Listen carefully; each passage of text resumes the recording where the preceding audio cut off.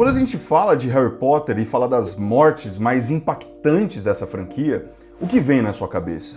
Eu imagino que a morte do Dumbledore, não é?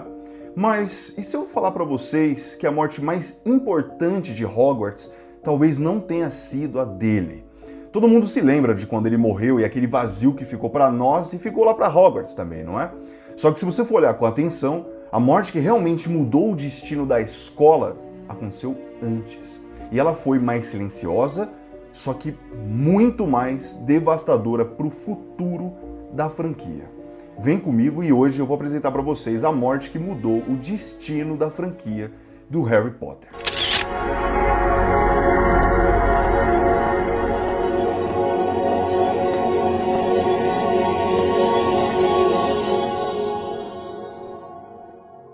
Fala galera, Giovanni aqui e você está no Cinema no Sofá.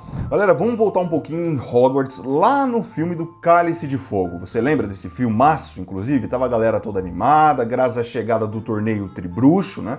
O clima lá em Hogwarts era de festa e também de competição. Para os estudantes são desafios que são emocionantes, né? E também a coragem a ser testada. Mas sempre com aquela sensação de que eles estavam protegidos. Afinal, um evento da escola, maravilha, né? Mas não foi bem assim. O destaque daquela época era o campeão de Hogwarts, né, o Cedrico Diggory, o nosso eterno crepúsculo vampiro que brilha, né? Mas que porra é essa, hein? E aí, cara, ele era o exemplo perfeito do Lufa-Lufa. Coragem, honra e, acima de tudo, justiça. Ele se destacava não só por sua habilidade, mas também pelo respeito que ele conquistava. Era um líder nato, a personificação do que a escola queria formar. Bruxos poderosos, sim, de fato, mas acima de tudo, pessoas corretas. E então os jogos começam. E o mundo perfeito ele começa a desfazer a partir daqui. A gente chega ao labirinto final, o Harry e o Cedrico lado a lado, decidem dividir a vitória em um ato de honra que prova até o caráter dos dois, mas ao tocarem na taça juntos, todo mundo e a taça viram uma chave de um portal e transforma uma competição que era justa até então numa emboscada no cemitério. E naquele instante, a sensação de segurança de Hogwarts ela morre completamente e a competição ela vira uma tragédia. E a partir daí, nesse momento, a franquia toma um outro rumo completamente diferente e passa de um mundo mágico e perfeito para uma narrativa mais sombria e adulta. Impacto em Hogwarts e crise política. Galera, a morte do Cedrico ela caiu como uma bomba política e psicológica em Hogwarts. No lugar da tradicional festa, por exemplo, que eles fazem de encerramento para o evento, tudo virou um memorial para ele. Então tinha lá estandartes pretos que tomaram o salão principal, a Lufa-Lufa que sofreu a perda mais devastadora deles, já que seu campeão e líder tinha partido, e também teve a questão do Dumbledore, que ele veio com um grande soco e desafiou o Ministério da Magia publicamente, mesmo contra a vontade lá do Cornélio Fudge. Ele contou a verdade, o Cedrico falando que o Cedrico ele não morreu num acidente, mas foi assassinado pelo próprio Voldemort. Só que o Ministério da Magia, quando viu isso, o Cornélio Fudge, ele não deixou isso quieto, ele organizou uma campanha de difamação na mídia para colocar o Harry e o Dumbledore como mentirosos. A negação de Fudge sobre a volta do Voldemort não era só medo, era o começo da censura, da manipulação e também do controle. Essa informação destruiria praticamente a ilusão mais confortável do Ministério, que seria de que o mal estava sob controle, entende? Então Hogwarts entra numa era de tensão a partir daqui.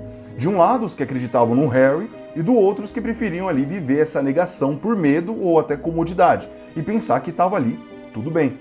O Cedrico ele era o símbolo dessa divisão. Só que o Ministério ele não largou o osso e mandaram a Dolores para a escola para que assim eles tivessem de alguma forma mais controle sobre o que acontecia lá. A Dolores ela dizia que o Harry mentia sobre o Cedrico e se recusava a ensinar a defesa prática. O resultado disso aqui foi rebelião total.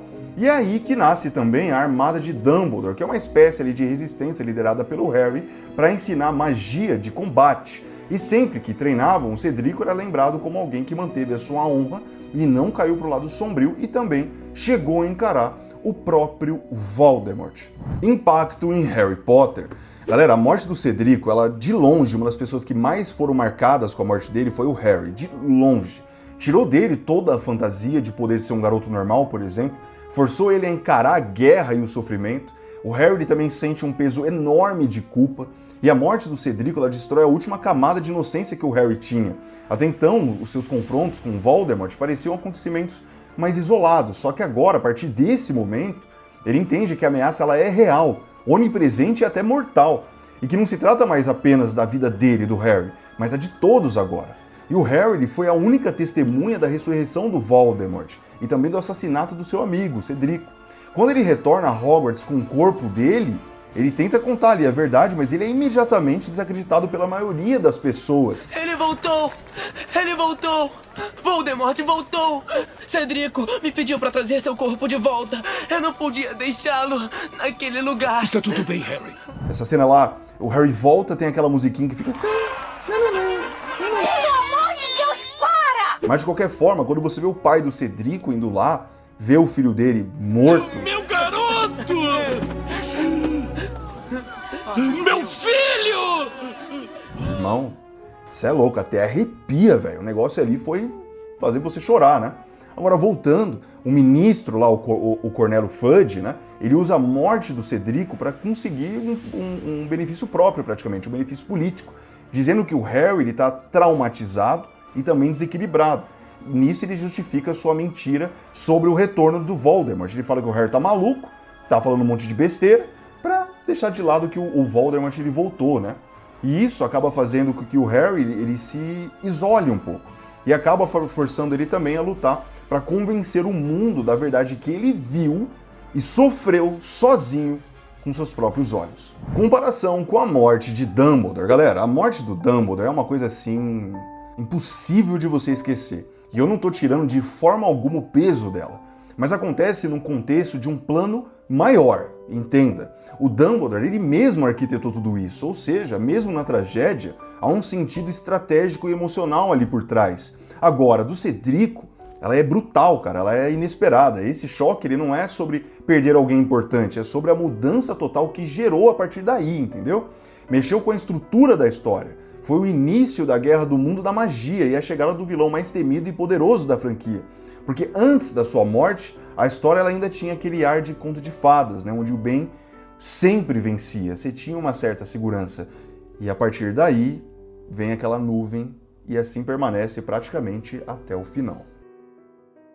E é aí, pessoal, que a morte do Cedrico ela mostra o seu efeito mais profundo. Não é apenas uma perda individual, ela marca o fim da inocência da escola inteira, praticamente, deixando claro que nada mais será como antes. Nunca mais. Que Hogwarts vai precisar enfrentar o que vem agora pela frente, que todo mundo que era menino vai ter que ser homem, que era menina vai ter que ser mulher, e encarar os desafios, e que a guerra de fato começou.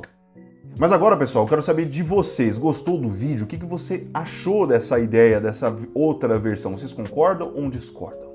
Deixa aqui nos comentários e vamos com certeza bater aquela famosa ideia. Não se esqueça de se inscrever no canal, deixar aquele likezão, ativar o sininho, porque você sabe, ajuda demais a gente. Se você ficou comigo até agora, eu agradeço demais. Até a próxima. Fui!